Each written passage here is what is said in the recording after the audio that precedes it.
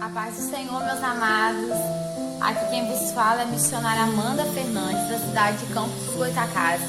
E eu venho, através dessa oportunidade, deixar uma palavra vinda do coração de Deus para o seu coração. Vamos lá? O Antigo Testamento, ele possui suas divisões próprias, subdivisões próprias. E Gênesis compõe os 5 primeiros livros da Bíblia, chamados de Pentateucos ou livros da lei. A autoria dos Pentateucos é apontada para Moisés, e Moisés aborda conteúdos diversos, como criação, primeiro homicídio, criação do homem, criação da mulher, queda, dilúvio, dispersão das nações, os patriarcas Abraão, e fala também dos patriarcas Abraão, Isaac e Jacó, e fala da origem das 12 tribos, que começa com os filhos de Jacó. A nossa análise hoje vai ser pautada na história de um homem chamado José. Quem nunca ouviu falar de José, o jovem sonhador que, por ter os seus sonhos revelados, passou por um cenário bem difícil e bem caótico. Mas nessa história nós vemos uma grande lição de perdão, restauração, concretização e coisas mais de Deus que nós vamos ver agora. Vamos à análise? Nossa análise hoje vai ser em Gênesis 41, versículos 50 ao 52, que diz assim: E nasceram a José 2 filhos, antes que viesse o ano de fome, que lhe deu Asenate, filha de Potífera, sacerdote de On. E chamou José o nome do primogênito Manassés, porque disse: Deus me fez esquecer de todo o meu trabalho e de toda a casa do meu pai. E o nome do segundo chamou Efraim, porque disse: Deus me fez crescer na terra da minha aflição. A palavra do Senhor nos deixa claro, meus amados e minhas amadas, que José, ele era filho de Jacó e de Raquel. O interessante é que a Bíblia vem discorrendo um cenário que ocasiona a morte de Raquel. Mas observando a palavra, eu posso entender que a mulher que Jacó amava era Raquel. Ele tinha outra mulher, ele tinha as servas das mulheres nas quais ele chegou a coabitar, mas a mulher que ele amava era Raquel. Então eu já venho entender um cenário de alguém que perdeu aquilo que amava, perdeu quem amava e teve que continuar a cumprir o seu legado, independente da perda que teve. Eu já venho profetizar na tua vida hoje, Jacó, que Raquel se foi, que Raquel acabou o legado dela, que Raquel acabou a chamada dela, mas eu venho profetizar que Deus ainda conta com você, que Deus vai te sustentar no seu luto, que Deus vai te sustentar em tudo que for necessário você sepultar, para que você cumpra o chamado de Deus. Eu vejo então Jacó ele tendo que continuar, e continuar depois da perda dói, né? Continuar quando você sepulta quem você ama dói, né? Mas Jacó teve que continuar, porque ele tinha servos que dependiam dele, eu cogito assim. Ele tinha filhos que dependiam dele, e ele ainda tinha os 2 filhos de Raquel para ele tomar conta. Então eu vejo ele tomando conta. A Bíblia deixa claro que ele tinha um carinho especial por José, um dos filhos de Raquel. A Bíblia fala que ele tratava José com um carinho, um afeto diferenciado. E ele chega até mesmo a fazer uma túnica de várias cores para José, porque pesquisando segundo Marion Perlman, eu entendi que essa túnica ela era comprida e, de acordo com os costumes dos beduínos, era feita pela própria mão.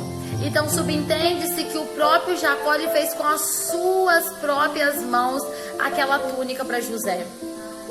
Só que o interessante é que, analisando o que Marion Perlman falou no seu livro, eu comecei a entender que José incomodava.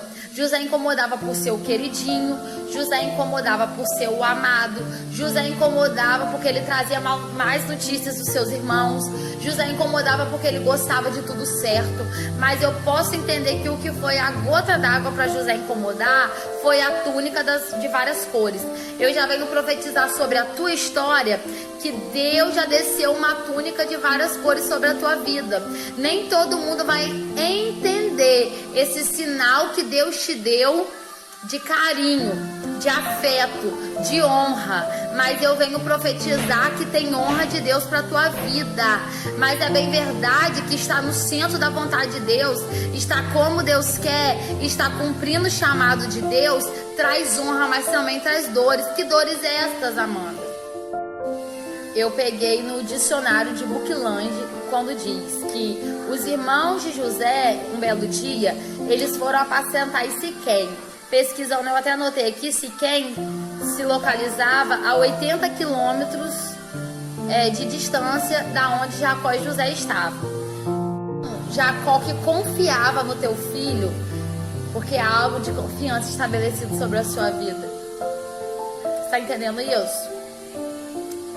Como Jacó via José como uma pessoa de confiança, ele mandou que José, mesmo sendo novo, ele fosse procurar saber como seus irmãos estavam. E quando José ele precisa ir até os seus irmãos, o cenário nos aponta que os seus irmãos estavam em Dotã. Então eu anotei aqui, ó, José ele andou cerca de 24 quilômetros para chegar onde seus irmãos estavam. E quais eram as características de Dotã, o lugar onde os irmãos de José estavam? Notei, era uma importante estação que ficava em uma grande estrada, tinha cisternas, poços, construídas cisternas como garrafas, cuja boca era fina e o fundo era largo, estreitas em cima e largas no fundo, estando secas mesmo no inverno. Então as cisternas em Dotã estavam secas. Então José ele é enviado para lá para cumprir a ordenança do seu pai para saber como seus irmãos estavam. Chegou e os irmãos cogitaram tirar sua vida, mas Rúben, ajudado por Judá, fez o possível para que isso não acontecesse. Ele é vendido então como escravo para os ismaelitas por 20 peças de prata. Eu imagino que José não entendia, porque se Deus falou com ele que teria exaltação, por que tanta prova? Se Deus falou que seria na vida dele, por que tanta prova? Se as estrelas se curvavam, se o sol e a luz se curvavam, por que tanta prova? Mas eu já venho profetizar que tudo isso é para compor a construção do teu chamado, José. E o interessante é que a Bíblia fala que ele é vendido, que ele para na casa de Potifar, que a esposa de Potifar depois de um tempo cobiça, ele foge da tentação, ele para na prisão, mas mesmo na prisão ele não deixou de construir o chamado dele. Ele foi parar na prisão. Ele poderia ter chutado o pau da barraca, mas ele não chutou, porque José entendia que aquilo iria compor a construção do seu chamado. Eu já venho profetizar nesta tarde que aquilo que você está passando está compondo a construção do teu chamado. Tá doendo, Amanda, mas é o buraco cavando. Tá doendo, Amanda, mas é a massa batendo. Tá doendo, Amanda, mas é o muro sendo erguido. Tá doendo, Amanda, mas é a sapata sendo feita. Eu venho profetizar que tudo que você está passando vai ser para a construção e concretização do teu chamado. Eu vejo José indo parar na prisão, eu vejo José sendo canal de Deus, eu vejo José mesmo preso sendo tido como homem de confiança, eu vejo José interpretando o sonho, porque mesmo na prova ele não deixava de abençoar. Eu vejo então ele entregando algo, ele interpretando sonhos, as pessoas esquecendo de José, mas o interessante é que parecia que tudo que José estava fazendo era em vão, mas para Deus nada de bom que a gente faz é em vão. As pessoas até tinham se esquecido de José, mas o Senhor jamais se esquecera de José. Eu venho profetizar na tua história que pode alguém que você ajudou ter se esquecido de você, mas eu já venho ser porta-voz de Deus para te dizer: ei, o dono do chamado, ei, o engenheiro do teu chamado, ei, o provedor de recursos do teu chamado, ele não esqueceu de você. No tempo certo ele vai se lembrar de você. No tempo certo, José, alguém maior vai perder o sono. No tempo certo, José, você vai interpretar o sonho. No tempo certo, José, você vai sair da prisão, você vai se barbear, você vai se transformar, você vai ser posto em lugar de autoridade. vai ser mais um degrau para aquilo que Deus te disse se cumprir. Casou com uma mulher chamada Asenate, que era uma homenagem a uma deusa egípcia. E quando José começou a ser colocado na posição de honra que Deus tinha para a vida dele, o seu nome foi mudado. Ei, já venho profetizar algo para a tua história. Quando você chegar no lugar que Deus determinou, para executar o que Deus determinou, quando o tempo de honra, o portal de honra for aberto para a tua história, eu já venho profetizar, José, que até o teu nome vai ser mudado. O nome de José se tornou Zafenate Paneia, que significa Salvador do mundo. Você está entendendo que o que você passou foi para te qualificar? Você está entendendo que o que você passou foi para te aprimorar? Você está entendendo que o que você passou te capacitou até mesmo para você aprender o que a gente não faz com ninguém? Então agora o humilhado, o que foi caluniado, o que foi injustiçado, ele é colocado como Salvador do mundo. Zafenate Paneia.